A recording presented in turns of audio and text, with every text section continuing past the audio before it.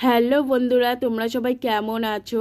বানাবো আমি chilli chicken বানানোর জন্যে লাগবে আমার চিকেনটাকে আমি 1 কেজি নিয়েছি, হাড় শুদ্ধ। আপনারা পারলে হাড় ছাড়াও নিতে পারেন। 1 চামচ ভিনিগার, নুন দিয়ে আমি ভালো করে মেখে রাখবো। তারপরে আমার লাগবে আদা, রসুন, পেঁয়াজ, লঙ্কা সব এক এক করে আমি বেটে নেব। সব আমি তবে এটা শিলে বেটেছি মশলাটা, আপনারা পারলে মিক্সিতে বেটে নিতে পারেন। আমি ভিনিগার দিয়ে যে চিকেনটাকে আমি মেখে রেখেছিলাম সেই চিকেনটাকে আমি দিয়ে দেব লঙ্কা বাটা, আদা বাটা, রসুন বাটা, টমেটো বাটা, সোয়া সস, লঙ্কার সস দিয়ে আমি কর্নফ্লাওয়ার, ময়দা দিয়ে আমি এখানে 1 চামচ তেল দিয়ে দেব। দিয়ে আমি ভালো করে সব এক এক করে মেখে নিয়েছি। দেখুন কত সুন্দর করে আমি মেখে নিয়েছি।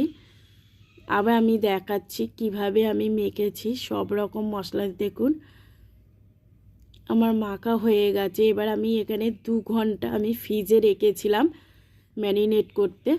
এবারে লাস্টে আমি ডিম দিয়ে কড়াই থেকে তেল দিয়ে দিলাম।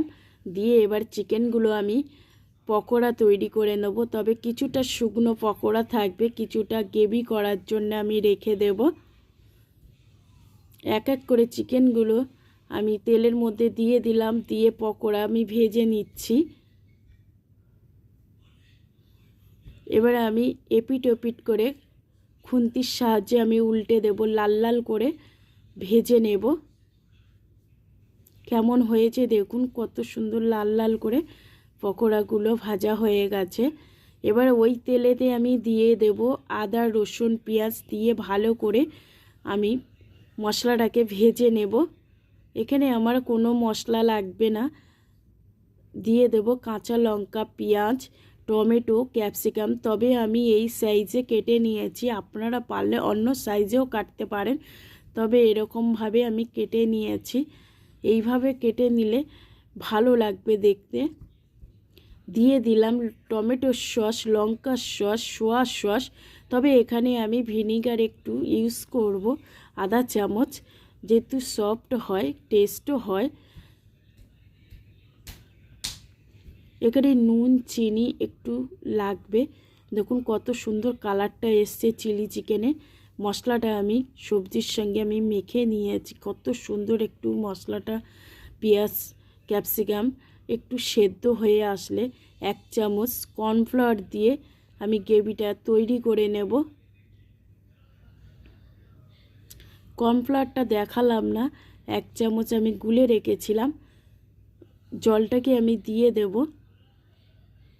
ভালো করে আমার মশলাটা ভাজা হয়ে গেছে, পেঁয়াজে সব কিছু সেদ্ধ হয়ে গেছে। দেখুন আমি মশলাটাকে তৈরি করে নিয়েছি।